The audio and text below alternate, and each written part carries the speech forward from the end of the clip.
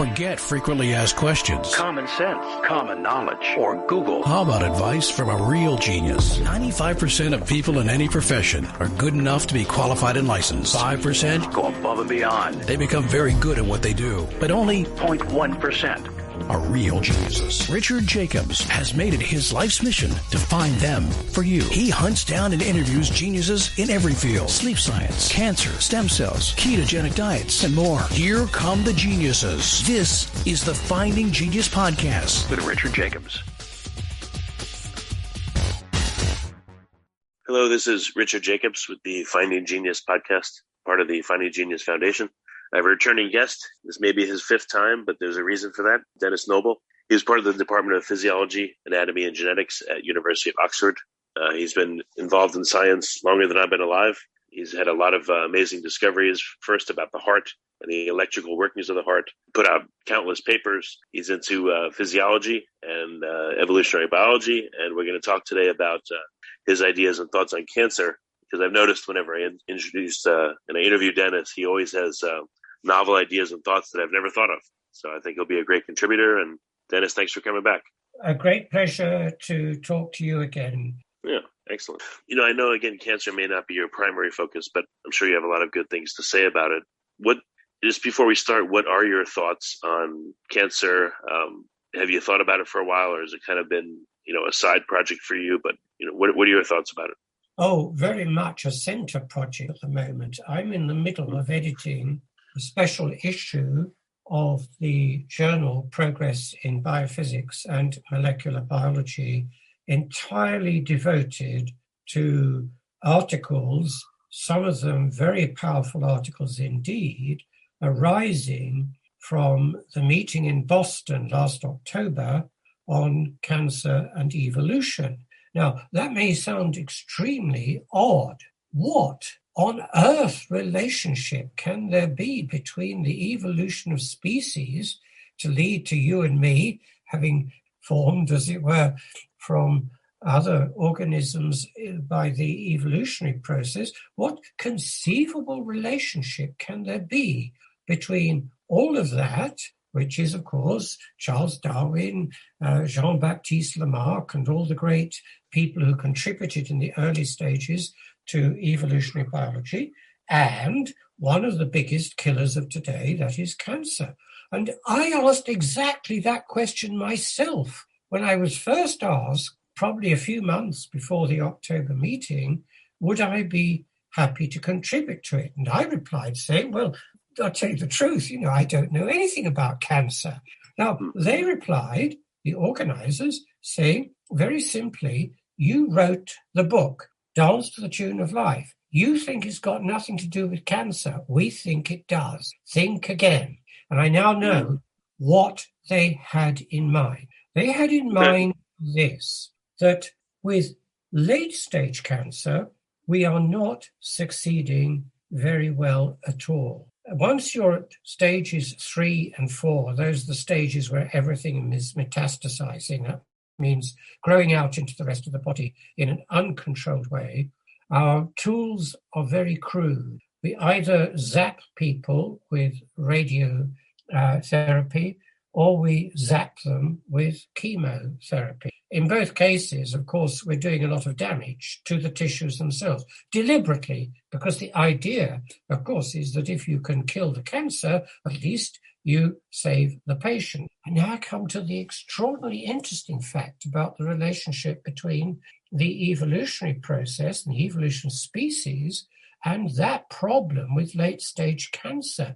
What we are doing is what I and many other people have been saying for at least a decade or two, which is that if you zap things in the body with big challenges like radiotherapy or chemotherapy, you cause them to mutate.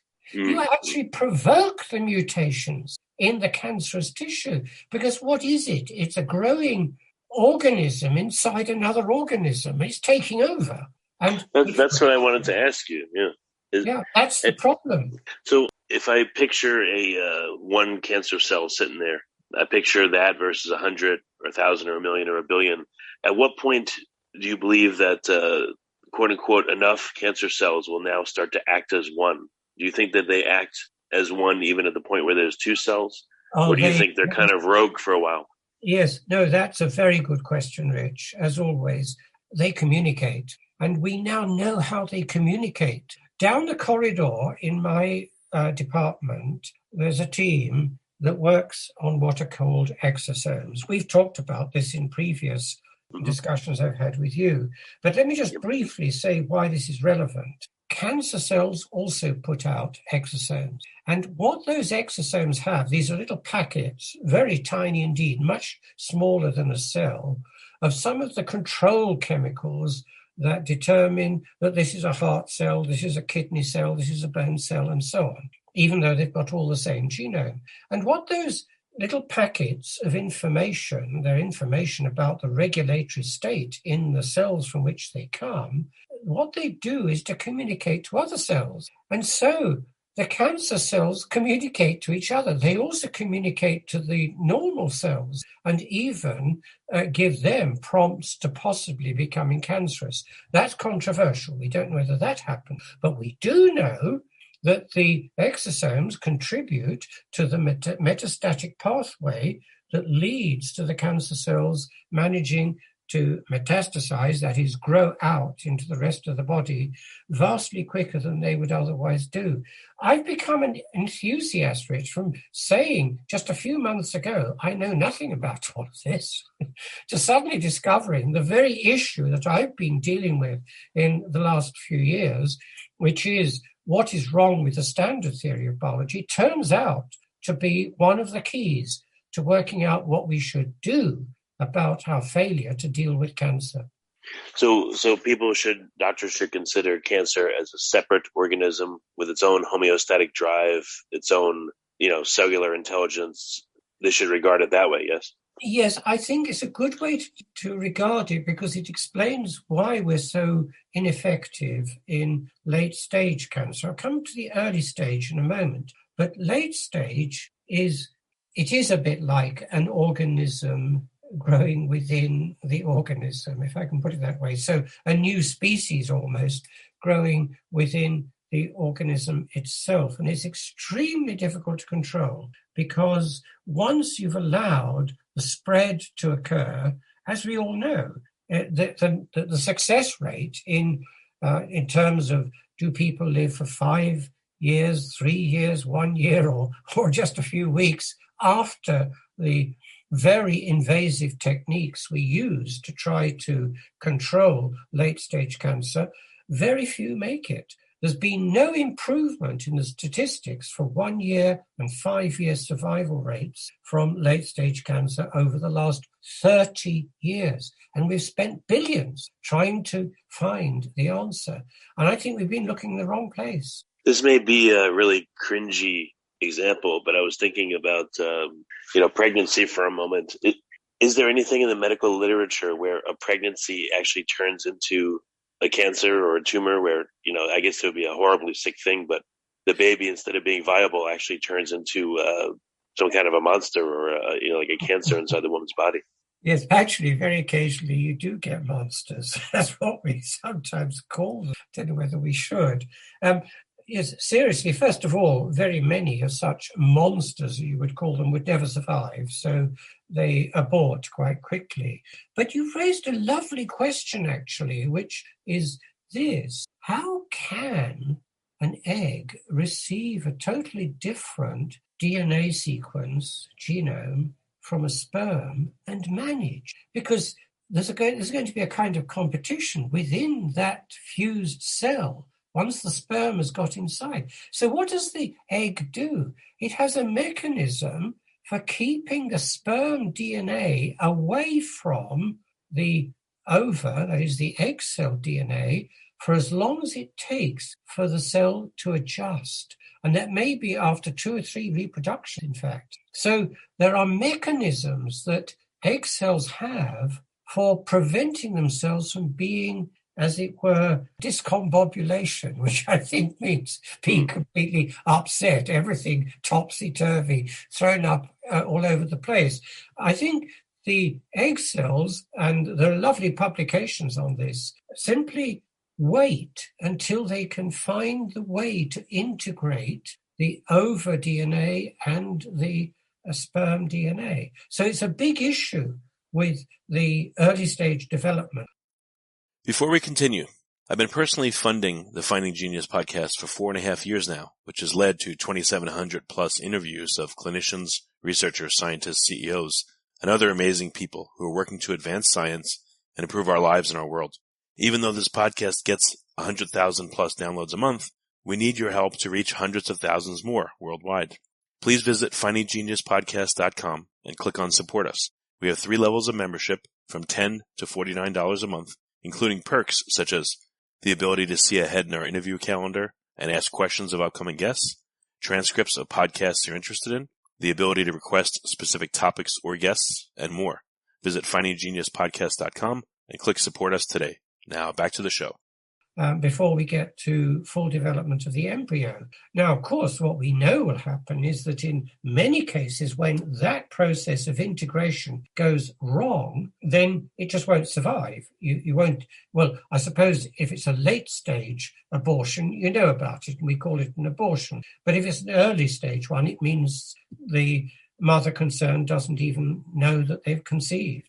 Well, I know it's weird, but the reason I'm bringing it up is that, and this is just my speculation, a sperm is similar in my mind to an extracellular vesicle, which is also similar to a virus because they all contain genetic material. They all have some kind of outer membrane or coating. They're all able to enter into cells. They're all able to cause changes, sometimes radical changes in at least gene expression, if not genes themselves. And in the case of viruses and sperm, they're actually facilitating creation of a new organism in some cases, you know. So that's why the idea came up. I don't know if you see any parallels between those 3 entities. I totally agree with you. I think the parallels are very, very strong. And one of the biggest stimuli to speciation, I'm now just talking about ordinary evolution for a moment, not just cancer, is the fusion of one organism with another. Hybridization is actually one of the best ways in which evolution knows how to create new species. It doesn't, generally speaking, so far as we can see, generate new species. It generates new varieties from the standard story, which is an accumulation of little mutations, slowly accumulating and eventually producing a new kind of organism.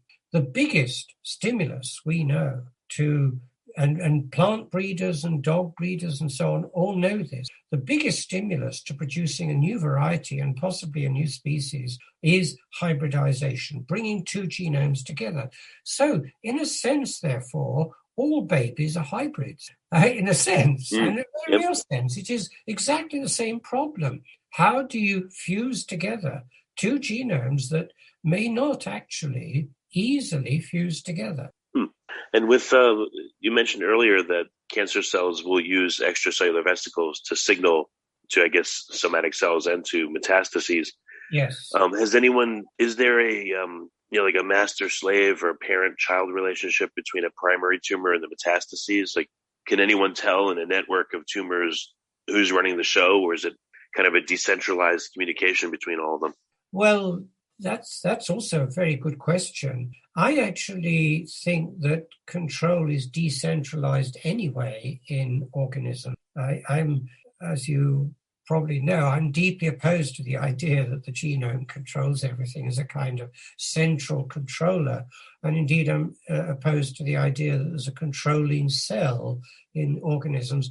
I think we are all communities of cells that have adapted to their existence together and know how to communicate to form a kind of intelligence, which is the intelligence of the whole organism. So I don't see it in terms of any particular group of cells telling the rest what to do. And if indeed what we find with late-stage metastases, which is that there is a radiation of cell types, there's rapid mutation. It's what we call hypermutation. Rapid mutation is what that word means. And what we do when we zap people with radiotherapy and chemotherapy is we risk that process of forming even new genetic mutations that will be even more resistant to the treatment. And that's, of course, why quite frequently and unfortunately. If you like this podcast, please click the link in the description to subscribe and review us on iTunes. Once you've got to the metastatic stage, even if you can, with surgery, radiotherapy, or chemotherapy, succeed initially in making the tumor grow smaller or even apparently disappear, what you often find is it comes back again 2 or 3 years later, when presumably a small minority of cells that were resistant because of their mutations and because of the hypermutation to the treatment will in the end take over. But that reinforces my point that it isn't a central controller. Any of them might take over being, as it were, the cancer. It won't necessarily be the same, exactly the same, genetically the same cancer that came back from the one that was there initially. Yeah, has anyone tried to map all the observed mutations and correlate them with what type of resistance or what type of ability the cells now have? I would think we could learn a lot from, unfortunately, all the poor people that have had chemo over the decades. And again, if those were mapped, those abilities were mapped to, what it does, it would be a huge, huge insight. Yes, those have been mapped. There will be a lovely contribution from Jeffrey Townsend at Yale University to the special issue of Progress in Biophysics and Molecular Biology that I'm helping to edit, which shows that those who map these kinds of radiations have done this, and in great detail. So, yes, that's a good way forward. What you can do with that information after you've got it is less clear. The problem, as I see it, is that we really have to, and here I come to the more positive side of what I'm saying, because so far I'm rather critical of how we've managed cancer. Clearly, we have to identify the cancerous development before the third, fourth stages, before the rampant metastasis, the rampant spreading. Now, there's a very interesting study that's just come out from University College London. It happens to be my old alma mater, where I studied many years ago. That isn't the reason I point to it. What they've done is very interesting. They've scanned the lungs of a large number of people, not necessarily coming in for lung treatment or anything like that, but who are patients, and may not in any way have any suspicion they might or might not have lung cancer.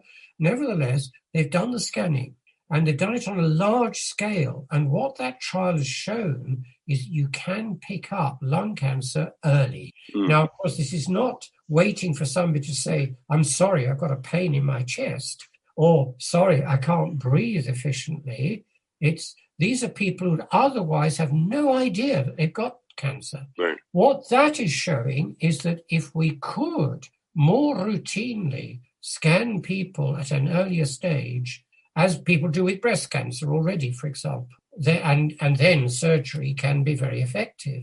So that could be one way forward. That is, scan early where scanning can help. And for lung cancer, it can, because you can spot these small tumors early enough, because otherwise, the scan of the chest is full of empty space. It's how we breathe, after all. So it's not too difficult to find soft tissue, which of course is cancerous tissue, growing inside a normal organism in the case of the lung. Now, the question is, how could one apply that to other cancers? We couldn't do that with pancreatic cancer, liver cancer, two of the most rampant and difficult ones to control. What we'd have to do there is to find the early markers in, for example, a blood test. And that's, again, where the exosomes come in. And this, I've learned most of this from the Cancer and Evolution meeting last October in Boston. So I'm just relating to you what I learned in that meeting.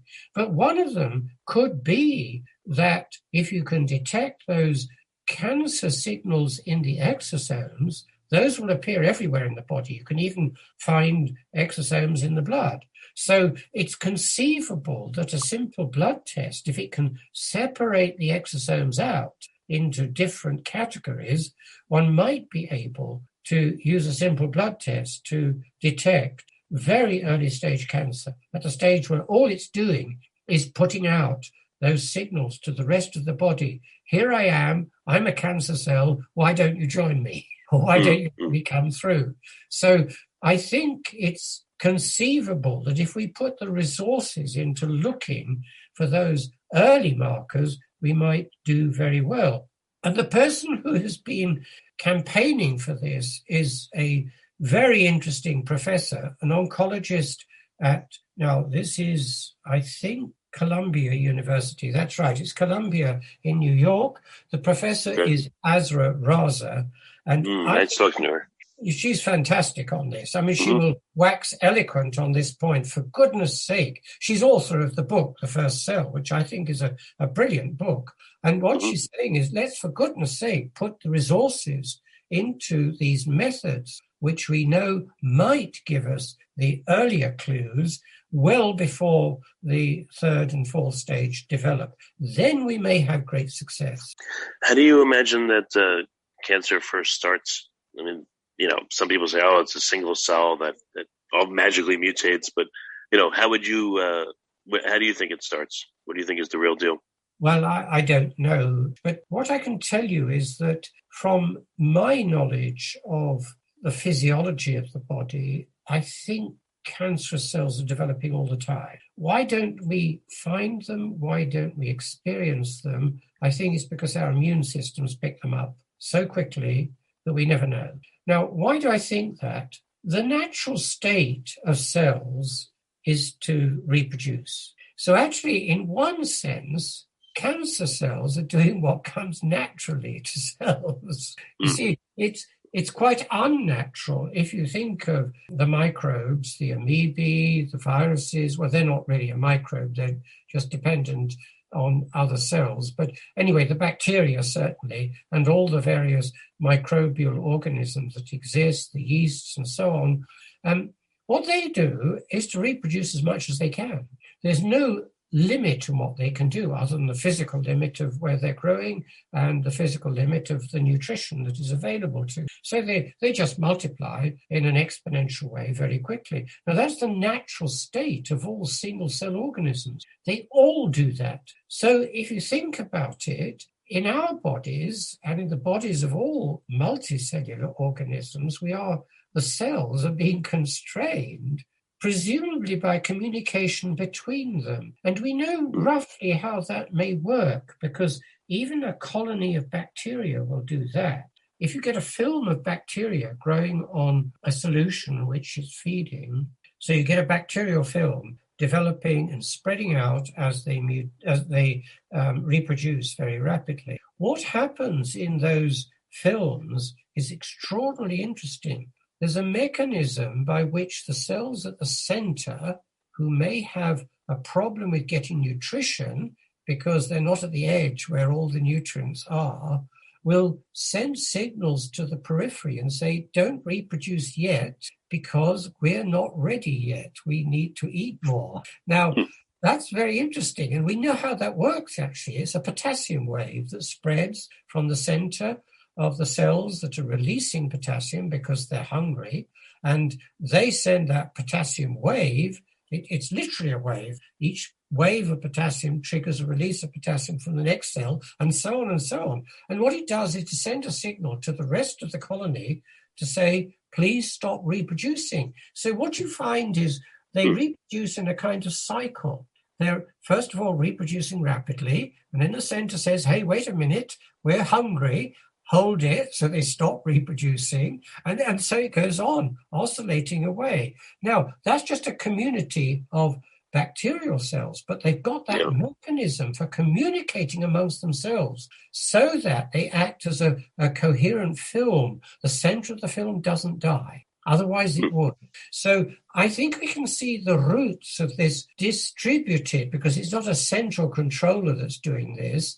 Although I talked about the center of the cells and the periphery of the cells, they're talking to each other. Now, we do that all the time in our cells. Our tissues have mechanisms for telling the cells within the tissue, stop growing because we're too big already. So I think one way of looking at cancer is actually it's a more normal state of single-cell life than the cells in our bodies normally.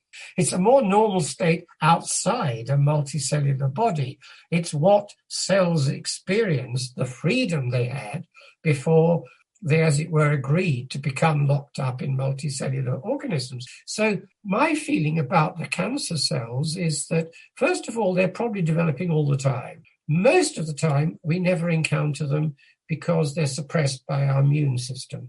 It's very effective at detecting cells that are misbehaving, if you like. They get told to die. Literally, there is a process. You tell the cell to die, and it proceeds to do so, and it makes its nutrients available to the rest of the organism.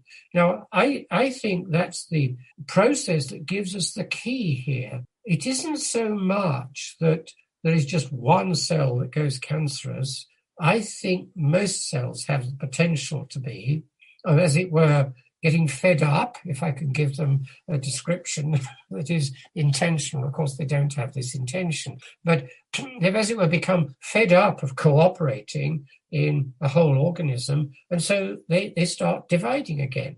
Normally, our immune system will tell that cell, stop, you die. And it must be when our immune systems are not capable of dealing with the cancerous development that then you get a full-blown cancer. Well, what do you think is the order of appearance of abilities when cancer starts? Do you think it's the, grow and not hear the signal to die? Do you think it's the, proliferate at will? Is it, evade the immune system? Like, what do you think happens first and next in order of ability? I don't know is the answer to that. And again, we come back to how little we know about the early stages of cancer. That's why I fully support Azra Raza's call for redirecting resources towards the early stage, towards the early stage markers that might give us a better chance before we get to the stage where it's almost impossible to control. So the honest answer is I don't know. I certainly have ideas that come from what I've been saying in this discussion, because if you go back to the point I was making, that cancers must be in the sense of being mutations in cells that could lead them to reproduce rapidly, those must be arising all the time, because, as I said earlier, that's the natural state of cells in the free state, not being part of a multicellular body. I think it's a battle between the immune system and the tendency of the body to produce cancerous cells. Now, that would explain one thing which is fairly evident. With notable exceptions, most cancers arrive late in life, and that's when your immune system is getting less effective. I can't prove what I'm saying, but as a physiologist, it makes sense to me that if the immune system is in any way weakened, then you have the opportunity for latent cancerous developments to then become real cancers rather than being latent. Do you think that within a given organ or tissue, there's there are majority and minority voices? If we have a very small tumor, let's say in a liver, the normal somatic cells, I guess, would have, by far the majority voice as to what's going on and relationship with the body. But, as a tumor grows, as tumor burden grows, do you think it takes over at some point? And what would you see in a person where the tumor is the majority voice, let's say, in the functioning of an organ?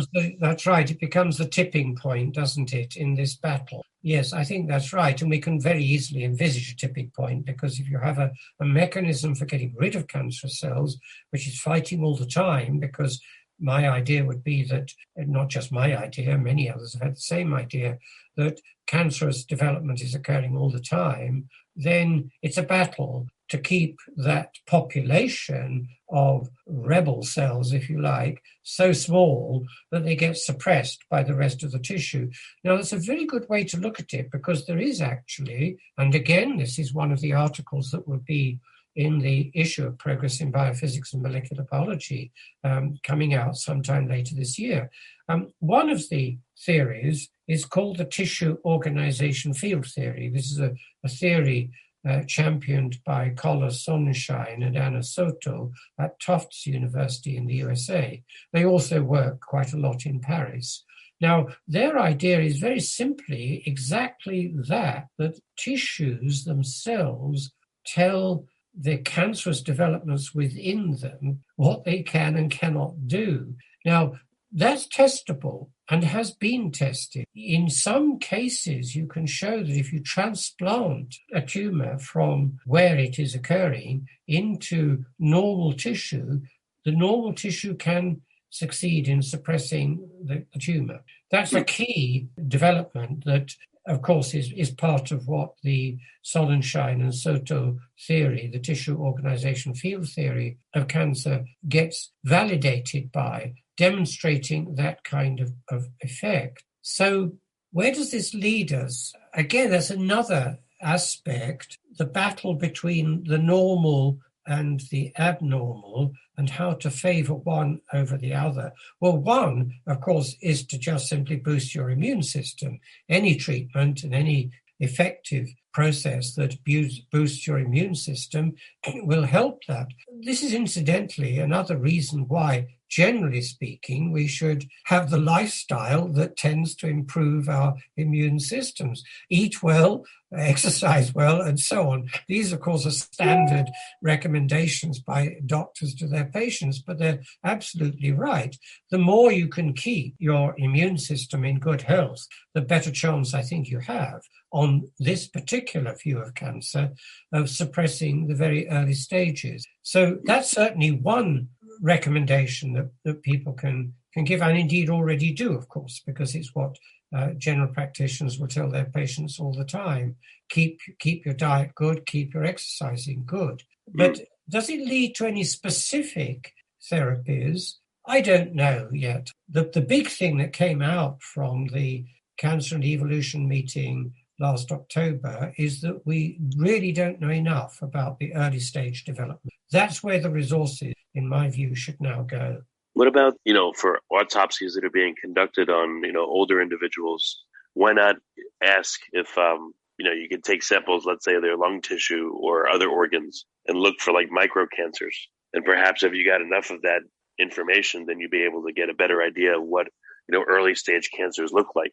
And it would be kind of a free ride because the person's gone anyway. And, similar to an organ donation, they could donate a histological donation in a way, Actually, that's being done. Azaraza has a huge tissue bank in Columbia University. She's developed it over, I think, about 20 years or so. That's exactly what she's doing. She's accumulating the tissue from very many of the autopsies of her presumably her patients. I don't know the full. But those are patients that have had cancer. I'm talking about people that there's been no sign that they've had it. They've died of other causes, but perhaps they'd have true microtumor. Oh my goodness! I hadn't thought of that. We should put that to Azra and ask her. Does she take tissue from? Yes, I don't know. To be honest, I know she has this tissue bank, which is huge. Whether she's done it in patients that haven't actually died of cancer, I don't know. You have to ask her. Okay. Yeah, it was just an idea. So good to get her on the program if you think that would be a good idea.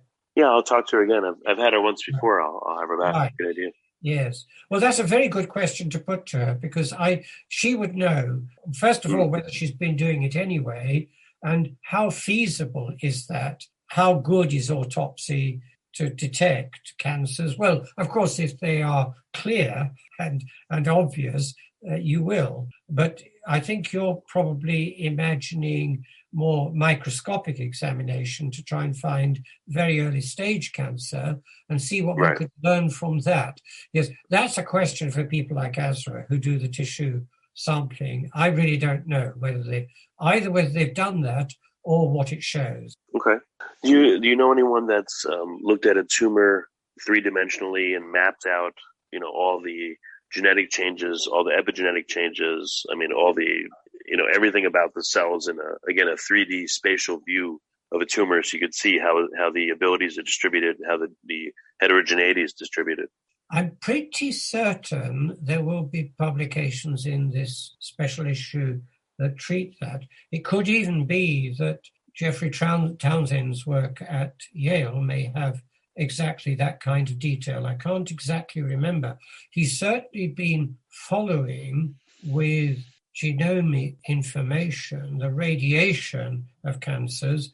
My guess is he's probably looked at this three-dimensionally, but I don't recall whether that was done. But now your idea would be that in some sense the outermost reaches would be interestingly different from the ones at the center of the radiation, as it were. And I think You're right, that must be so. And I think his data would include that kind of information, but I'm not personally responsible for refereeing his paper, so I haven't read it in detail. But he'd be the kind of person who would be able to answer that question. Yeah, because I just wondered, again, spatially in a 3D way, what does the heterogeneity look like? And if you also looked at metastases, what does their structure look like, in return? And can you also tell from a metastases which primary came from? Like, can you see the order of progeny, if you have a given cancer cell? Yes, you certainly can see the history, as it were, of the radiation, yes. So you can, as it were, trace back to what linked to what. It's like a tree of life. Yes, I mean, what was shown at the October meeting was precisely such a tree of life, a radiation of cancerous forms. Yes, I can certainly answer that question, and you certainly see that kind of radiation. It's almost like Darwin's notebook diagram when he was describing the radiation of the Galapagos finches in his 1827 notebook. It is just a little diagram of a tree. And certainly that's been done, and the genomics is sufficiently accurate to be able to produce such a tree. Now, how it correlates with the actual three-dimensional structure of the physical radiation, I don't remember. Even without radiation or with, I guess before and after, I just wonder what the distribution looks like. What kind of a structure are these cells trying to make? It looks like it's not as good of a structure or a viable one as normal cells, but they're probably trying to make some kind of structure. They use angiogenesis to bring nutrients, etc. Indeed, and there are two things that are worth noting on the structure. First of all, the exosomes are involved in, as it were, preparing the way, because they actually place what you might call sticky proteins on the path. It's extraordinary. This is one of the things I learned at a meeting on exosomes in my own department about a year and a half ago. It's what led me to suggest that the Cancer and Evolution Symposium should invite some of those who were observing this, as it were, laying of a pathway of sticky proteins for a metastatic process to occur. So that's one sense in which there is a structure, but there's another sense in which there is a structuring, and that's the angiogenesis side of all of this. That's a big technical word, and all it means is get the blood supply in, because clearly if a cancerous tissue develops without blood supply, it will die. So you've got to be within, I've forgotten exactly what it is, certainly a few hundreds of microns, quite close to circulating fluid, to be alive indefinitely. So cancerous tissues have to promote this process of the circulation growing into them. That led, incidentally, to a very interesting idea on how to control cancerous development, somehow suppress the angiogenesis, that is, the building up of the new circulation. The trouble with that, of course, is that most of the techniques we know for suppressing angiogenesis will unfortunately not be very good for the rest of the organism that relies on angiogenesis continuing all the time. So, yes, they certainly do, as it were, develop their own structure. They have to, partly because they've got to maintain the circulation and therefore provoke circulation to invade the cancerous tissue, but also because the exosomes seem to be capable of laying out a pathway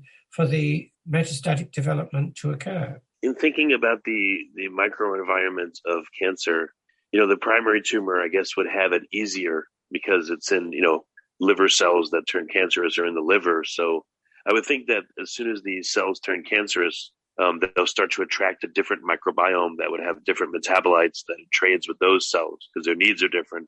But what about a metastasis? Now it's in a foreign environment. You have a liver cell that's cancerous in the pancreas. So now it's in a really unusual environment that's very alien to it. I would think that metastases would be more likely picked up by the immune system because, again, there's such a stronger signal that they're so different and that they would have to adapt a lot more strongly and differently because they're in this alien microenvironment. Well, they're certainly in an alien microenvironment, and the immune system will certainly be trying to attack them. But again, I see that as a kind of battle. They will, under stress, under attack by the immune system, they will hypermutate. That's what we know about organisms generally. Whenever they're put under nutritional, radiational, or any other kind of stress, they will hypermutate. And the mechanism of that is very straightforward. Errors in the DNA occur all the time. Most of the time, cells control those errors. All you've got to do to hypermutate, to mutate rapidly, is just to, as it were, tone down that error-correcting process. So it's very easy for cells to proceed to mutate rapidly. So now I've forgotten what the question was. Oh, this is the unusual environment issue, isn't it? That's all right. Yeah, if you compare the microenvironment of a primary versus a metastasis, what would you observe? We're back to the question of the early stage, aren't we? Because the primary event before metastasis is what we know so little about. This, again, is Azaraza's first cell hypothesis. So one answer is that we don't have a proper comparison. And I think that probably is true because it's difficult, isn't it? If you've only got, say, I don't know what it might be, just a group of 5 cells as a latent cancer, how on earth could you ever pick those up in your microscopic techniques? You'd have to be not just sampling, as it were, in a, what's the word I want, in a chancy way in a tissue. You'd have to be making many samples to get hold of a bit that happens to include a development that is latent cancer. So I'm not sure how this kind of research could be done, certainly not on living human beings. You could take multiple samples from an animal and hope to get some information by microscopic examination. But again, I'm not totally sure what you'd be looking for. That's partly why I think the resources, to come back to that issue, really should be switched to some degree towards the processes that we can investigate that could enable us to understand the early stages much better than we do. I don't think we understand them well enough. I get this idea because I've referred to her many times, Florencia McAllister. She's studying pancreatic tumors, and she has noted in literature that the pancreatic tumors have a slightly different localized microbiome than the rest of the healthy pancreas. I see. So I would think that, when cells turn cancerous, they start attracting a different microbiome slightly, and then it becomes more and more different. And, that contributes obviously to their health and their ability. But, yes.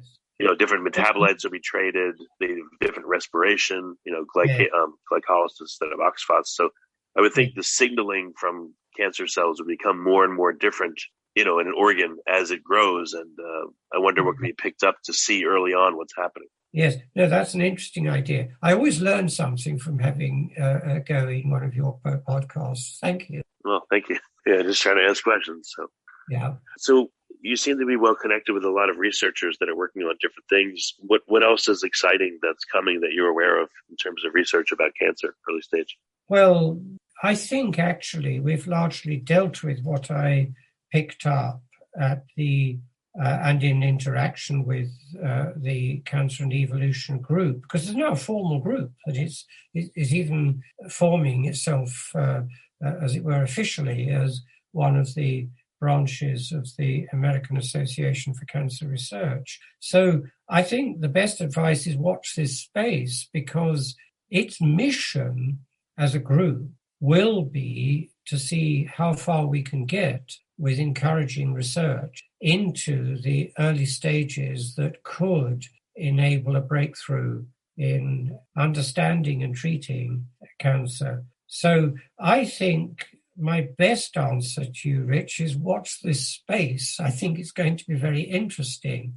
And I was sufficiently enthused both by the meeting in Boston. Of course, it was held by Zoom, but it was actually held from Boston. I was sufficiently enthused by that meeting to be committed myself to helping the process through the group that is now formed, to see whether any of the insights that I can give them from evolutionary biology, from systems biology, could help. And I've been welcomed with open arms by particularly the oncologists in the group, who have been fascinated by the kind of view that I bring to it, which is it's a bit unusual because it's not gene-centric, you see. Most of the work, I have to say this, on cancer is extremely gene-centric. The idea is that there are mutations, they accumulate enough to produce a cancerous tissue. I think it may just be the other way around. Yes, there will be mutations that get it going, but it may well be the hypermutation that occurs when the immune system itself is trying to attack the cancer cells, and the way in which our own treatments, particularly the severe treatments like chemotherapy and radiotherapy, provoke the cells to hypermutate even more. So I think my best advice, Rich, is watch this space. I think this group is going somewhere. And it may be that in a year or two, it may come up with some really good ideas on how research into the early stages could be sufficiently fruitful to start having an impact on the clinical treatment of cancer. Yeah, just a couple more questions. Sure. Has anyone tried to take a healthy mouse and just inject it with exosomes from a mouse that has cancer and see if the mouse gets cancer? Good question, and I don't know. Would be the people who are contributing the article on exosomes to the journal issue that I'm helping to edit, and that is Scott Bonner at Oxford and Edward Wilms in La Trobe University in Australia. They are the two who are working on this. What I do know is that one of the areas they work on is, interestingly, the cancer development that occurs in the Tasmanian devils. Now, this is the only case, so far as I'm aware, where cancers can actually be communicated from one organism to another. The Tasmanian devils, when they bite each other, they acquire the cancer. Now, that you can understand why people interested in exosomes would be interested in that kind of question. But I think if you wanted to find out more about that kind of question and the question generally of the role of exosomes, Edward Wilms would be a very good person to interview. Okay. Yeah, that makes sense. Last question about a viral infection or viral causes of cancer. Is that well understood? Or, what is the mechanism by which a virus would cause someone to have cancer? I suppose, and this is just me thinking through my biological knowledge, one mechanism would be if that viral DNA, if it's a DNA virus, of course, if that gets incorporated into the genome in a way that interferes with the cell cycle, then it could provoke multiple reproduction, that is, uncontrolled reproduction. So one mechanism would be for the virus to, in some way, disrupt the cell cycle, which is the cycle which, after all, receives the signals from the rest of the tissue to prevent it from reproducing too rapidly. So that's how tissues, as it were, keep control over the cells that form them. So there's one possibility. So I thought I had a second one, but I can't remember what it was now. This is the question of viruses. Yes, okay. Now, with RNA viruses, it's rather different because they, after all, RNA doesn't get, well, no, I'm wrong. it can be incorporated into DNA, actually. There is, of course, as was discovered way back in 1970, there are transcriptases that can reverse transcribe RNAs into DNA. But to be honest, I don't know whether RNA viruses have been shown to do that in such a way that interferes with the DNA that is involved in the cell cycle. But that's where you need to look. So I can point the way. I think, incidentally, that's my role in this kind of discussion, which is that I bring a knowledge of biology generally to these discussions, and that's what people have valued in what I've been able to contribute to the Cancer and Evolution group. So my idea would simply be that look to see whether RNA viruses could be incorporated in such a way that they interfere with the cell cycle. That has to be the key, because that's what controls the speed with which cells reproduce. Well, very good. Well, Denis, like I said, it's always great to have you. It's also to your voice. You have that, nice speaking voice where anything you talk about is interesting to hear. So, but thank you for coming. It's very good to appear again on your broadcast. If you like this podcast, please click the link in the description to subscribe and review us on iTunes. You've been listening to the Finding Genius podcast with Richard Jacobs. If you like what you hear, be sure to review and subscribe to the Finding Genius podcast on iTunes or wherever you listen to podcasts. And want to be smarter than everybody else? Become a premium member at findinggeniuspodcast.com. This podcast is for information only. No advice of any kind is being given. Any action you take or don't take as a result of listening is your sole responsibility. Consult professionals when advice is needed.